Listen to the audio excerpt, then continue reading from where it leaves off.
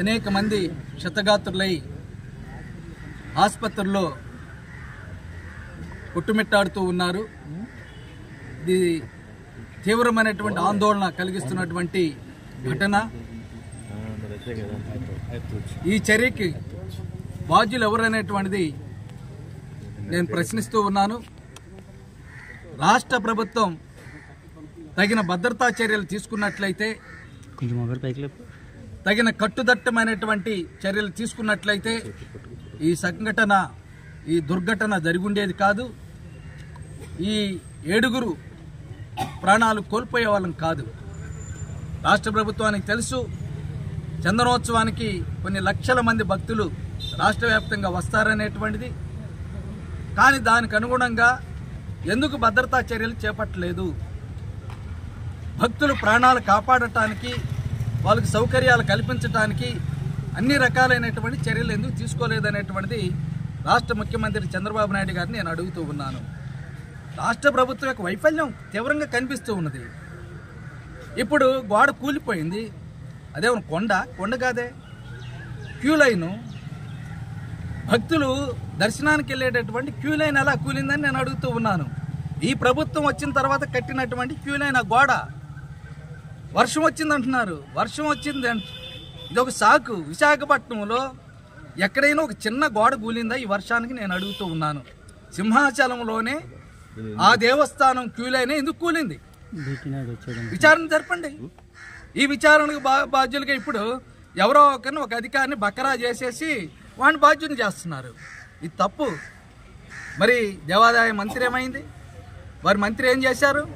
అలాగే మంత్రులు కమిటీ చేశారు, వాళ్ళు ఎక్కడ సమీక్షలు చేశారు? అలాగే ఆ నియోజకవర్గం సంబంధించినటువంటి ఎంపీ, పార్లమెంట్ ఎంపీ భరత్ గారు ఎక్కడున్నారు? ఆ నియోజకవర్గం ఎమ్మెల్యే గంటా శ్రీనివాసరావు గారు నియోజకవర్గంలో ఉంది, వారు ఎక్కడున్నారు? మరి వీళ్ళందరూ కూడా సూపర్విజన్ చేయాల్సినటువంటి బాధ్యత లేదా? వచ్చినటువంటి భక్తులకి ప్రాణాలను కాపాడేటటువంటి చర్యలు దగ్గరుండి పర్యవేక్షణ చేయాల్సినటువంటి అవసరం లేదా? వాళ్ళందరూ ఎందుకు లేరని నేను అడుగుతూ ఉన్నాను. అక్కడ లక్షల మంది వచ్చినప్పుడు ఆ కమిటీ ఏమైపోయింది? కలెక్టర్ ఆఫీసులో కూర్చొని వారం రోజుల క్రితం సమీక్ష చేసుకొని వెళ్ళిపోతారా? అన్ని పర్యటన చేయరా? ఎందుకు జరిగింది అనేటువంటిది మేము అడుగుతూ ఉన్నాను. అందువల్ల ఈ బాధ్యత నిర్లక్ష్యం రాష్ట్ర ప్రభుత్వం అంది. మొన్నే చనిపోయారు తిరుమలలో. దాని యొక్క పర్యవసనాల్ని గమనంలో తీసుకొని ఇక్కడ ఆ చర్యలను చేపట్టినట్లయితే ఈ 7 చనిపోయేటటువంటి వాళ్ళు కాదు. కానీ అటువంటి చర్యలు కూడా ఏమాత్రం చేయట్లేదు.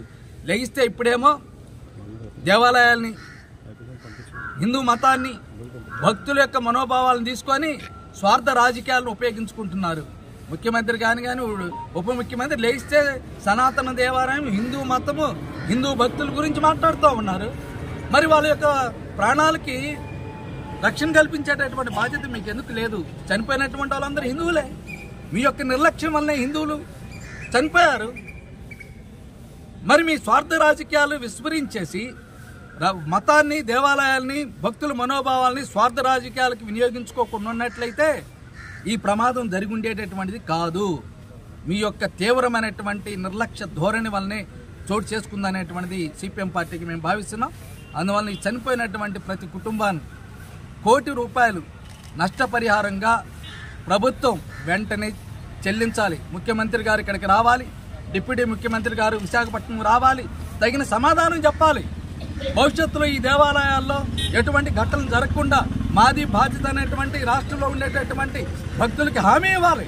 హామీ ఇవ్వకుండా గాలి కొదిలేసి ఇలాంటి జరిగినప్పుడేమో తీవ్రమైనటువంటి విచారం వెల్లబుచ్చేసి గాలి కొదిలేస్తున్నారు. మీది బాధ్యతారహితం. అందువల్ల తక్షణం మీరు ఇక్కడికి వచ్చి పరామర్శించాలి. ఇక్కడ ఉండేటటువంటి మీ ఎమ్మెల్యేలు, మీ మంత్రులు, వాళ్ళ మీద చర్యలు తీసుకోండి. అధికారుల మీద కూడా తీసుకోండి. వాళ్ళ మీద తీసుకోకుండా అధికారుల మీద తోసేసి మీ తప్పునంతా కూడా మీ పవిత్రులు అన్నట్టుగా ముసుకేసుకునేటటువంటి చూస్తే రాష్ట్ర ప్రజానీకానికి అందరికీ తెలుస్తూ వరుస ఘటనలు దేవాలయాలు ఎలా జరుగుతూ ఉన్నాయో, మీరు వచ్చిన తర్వాత ఈ గోడ నిర్మించారు సింహాచలంలో, అదే కూలిపోయింది. ఎంత అవినీతి జరిగిందో కూడా అర్థం చేసుకోవచ్చు ఇందులో. అందువల్ల తక్షణం మీరు ₹1 కోటి నష్టపరిహారం చెల్లించి రాష్ట్ర ప్రజానీకు దేవాలయాల్లో కట్టుదిట్టమైనటువంటి ఏర్పాట్లు చేయాలనేటువంటిది సిపిఎం పార్టీకి మేము డిమాండ్ చేస్తూ ఉన్నాం.